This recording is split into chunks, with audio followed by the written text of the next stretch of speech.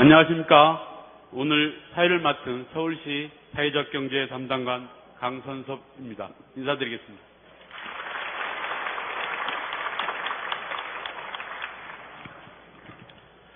오늘 사회적 경제 활성화 정책대화에 오신 많은 내빈과 시민 여러분께 진심으로 감사드립니다. 오늘 이 자리는 사회적 경제의 지난 성과와 앞으로의 과제를 민과 관 그리고 정치권이 함께 논의하는 매우 의미 있는 자리라고 생각합니다. 서울시는 지난 2012년부터 서울시 사회적 경제의 생태계 조성 전략으로 정책 패러다임을 전환하고 노력하였습니다.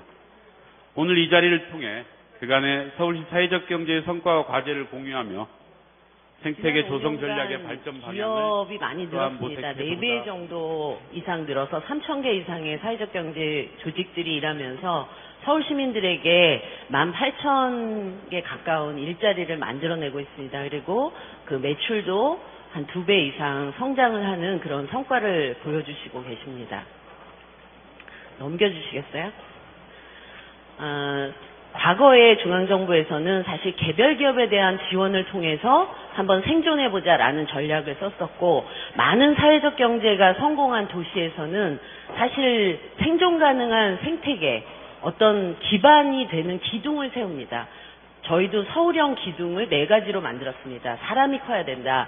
사회적 경제 현장의 역량이 강화돼야 되고, 시장이 만들어지며 금융자본과 사회적 자본이 조성되고 활용될 수 있는 조건을 만들고, 우리 작은 신생조직들이 협업하면서 생존할 수 있는 사업지원의 플랫폼을 만들자라는 드릴 내용은 앞서서 서울시의 사회적 경제 조직의 여러 가지 발전이나 이런 것들을 봤었는데, 그럼에도 불구하고 많은 잠재력이 있는데 그 잠재력을 터뜨릴 만한 어떤 법제도의 미비함이 있는 건 아닌지 라고 하는 걸 제가 좀 문제 제기하고, 새로 개원한 20대 국회에서 좀 고쳐졌으면 하는 여러 가지 법사안과 그리고 정책의 큰 방향들을 좀 제안해 보고자 합니다. 쟁점을 얘기하면 너무 얘기가 길어지기 때문에 이 쟁점을 기본적으로 공유한다는 전제하에서 법제도 개선 사항에 대해서 몇 마디 중요 아이템을 크게 저는 5가지로 지금 구분을 했는데요. 각각에 대해서 말씀드리겠습니다.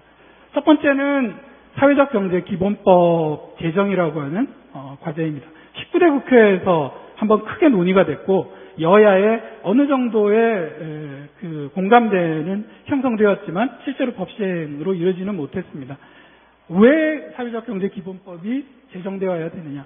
단적으로 말해서 지자체에서 사회적 경제에 관한 조례들을 만들고 적극적으로 하려고 하지만 사회적 경제라는 용어가 우리나라 법제도 안에 어디에도 일단 저희가 최근에 신림동 구시에서 쉐어하우스라는 프로젝트로 청년 1인 가구들에게 제공할 수 있는 적정 비용과 그리고 적정 공간의 질, 그리고 어떤 이 1인 가구들이 공동체 유식을 갖고 살아야 될지에 대한 고민들을 진행하는 프로젝트 개념의 이제 공유주택을 지금 운영을 하고 있습니다. 그래서 저희가 이 프로젝트를 진행하면서 느꼈던 점들은 사실은 저희가 서울시 예비사회적 기업으로서 어려운 지점들이 많이 있었지만, 실제 저희가 사회적 기업 창업 육성 사업부터 시작해서 저희가 서울시 혁신형 사업을 지원을 통해서 시드머니를 좀 마련을 했었고요.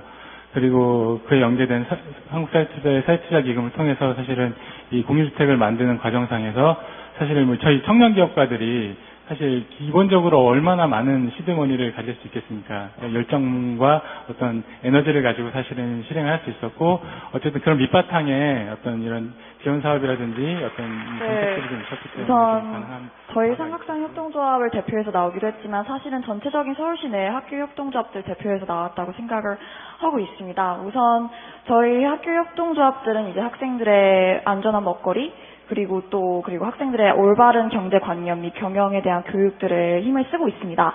그래서 저희들은 아무래도 지역사회와 연계해서 학생들이 어떻게 더 발전을 할 수 있는지를 가장 유념해 두고 있는데요.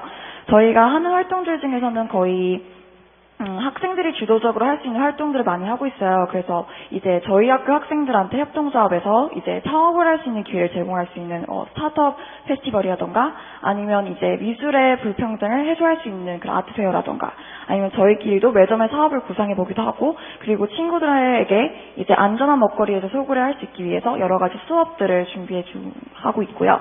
이제 저희 같은 경우에는 이제 전문적으로 할 수가 없기 때문에 이제 얘기하면 박원순 많은 기관들의 도움을 받고 있어요. 시장님이야말로 평생을 몸으로 실천하신 분이라 제가 뭐 박원순 시장님 앞에서 사회적 기업을 얘기하는 게 사실 부끄럽습니다. 부끄러운데 여기 다 이제 몸으로 실천하시고 다 사회를 위해서 노력하신 분이 계셔서 감사를 드리고요. 저는 뭐 사회적 기업 육성법 처음에 이렇게 만들 때 사회적 경제학은 사회적 기업도 몰랐어요. 아무것도 모르고 어쨌든 이거 만들어서 사회적 경제, 사회적 기업을 위해서 실천하신 분들에게 희망과 용기를 줘야 되겠다 이런 생각밖에 없었고 그때 뭐 다 이은혜 센터장님 여러분들의 도움을 받아서 법을 만들었는데 그 만들 때도 뭐 이래도 될까 뭐 이거 진짜 잘 될까 이런 생각을 했고 이거 반드시 이거 지나서는 개정을 해야 된다. 그러나 우선 빨리 만들자 말이야. 어디 100개월 법도 없고 이제 우리가 발표를 들으면서 제가 왜 여기 앉아 있는지 그 이유를 알게 됐습니다. 그 생협의 조합원이 전체 서울시 가구수의 11%이고 앞으로 사회적 경제 좀 비빌 언덕이 생협이 되어야 되지 않느냐라는 그 말씀을 저에게 해주시려고 이 자리에 앉게 한 게 아닌가라는 생각이 들었고요. 아까 이제 휴면 기업들 말씀도 하셨지만 사실 생협도 11만 명의 조합원 중에 실제 이용하는 조합원 수가 약 한 반 정도가 될 겁니다. 그래서 그 얘기를 들으면서 우리 생협도 기존에 이 가입한 조합원들이 더 생협에 관심을 가지고 참여할 수 있도록 애를 많이 써야 되겠다 이런 생각을 다시 한번 하게 됐고요. 지난 5년 동안의 서울시 사회적 경제의 성과를 발표를 통해서 이제 들어보니까 이은혜 센터장님이 발표 나름대로 많은 성취를 우리 이뤘다고 현장에 훨씬 더 중요한 문제인지도 모르겠어요. 이은혜 센터장님 발표 중에 기억을 하실런지 모르겠는데 굉장히 빠르게 말씀을 하셔서 이런 굉장히 중요한 부분이 있었습니다. 과거에는 사회적 경제 조직들에 대한 지원이 사실 직접 지원이 중심에 있었는데 직접 지원이란 건 인건비라든지 사업비라든지 이런 것들을 직접 금전적으로 지원해 주는 것이죠. 근데 이제 어떤 시점 이후에는 직접 지원을 줄이는 건 아니지만 생태계 조성이라는 간접적인 지원, 생태계를 조성해서 뭔가 판로라든지 기술이라든지 뭐 인력 양성이라든지 이런 것들을 만들어 주는 것을 뭐 금융이라든지 이런 것들을 만들어 주는 것을 이제 지원의 중심으로 삼고 있는데 그게 지금 굉장히 좋은 성과를 내고 있다고 발표를 해주셨거든요. 그래서 그 방향으로 계속 가는 것이 더 나은 것인지 한번 우리 온도 체크를 한번 해보고 조금 토론이 할 게 있다면 토론도 해보고 엄청 고생 많이 하셨습니다. 일단 감사드리고요. 사회적 경제 성과를 하면은 무엇보다 사회적 경제 주체의 가시화와 정립이라고 생각합니다. 이제는 5년 된 시점에서 정말 현장 사회적 경제 기업들이 얼마만큼 성장하고 있고 어떤 앞으로의 성장 전략이 무엇인가, 당사자들이 어떻게 협력 연대해서 스스로 자립 역량을 키워낼 것인가라는 점에서 이제는 업종 연합회, 또 부분별 연합회 등 당사자 조직들의 어떤 네트워크의 촉진과 연합회가 스스로 어떤 사업 수행력을 좀 더 갖춰내고 좀 더 정책 거버넌스에서 주도적 역할을 할 수 있는 그런 방향의 어떤 정책 설계와 준비, 그리고 당사자 조직 역시도 정책 청원이 아니라 스스로의 어떤 전문성과 실력, 자기 준비를 어떻게 해나갈 것인가에 대한 책임 있는 어떤 중기적 목표에 대한 자기 과제 설정이 생태계를 좀 작게 봤다가 말씀하시는 걸 듣고 좀 넓어진 게 있어서 손을 든 거고요. 그리고 그 중에 하나는 이유가 공공과의 관계 속에서의 생태계를 생각을 해봤습니다. 그리고 그 공공기관 안에서의 부처 간의 그 점점 없어지길 할 것 같지만 벽이라고 있는, 아직도 남아있는 벽이라고 생각하는데요.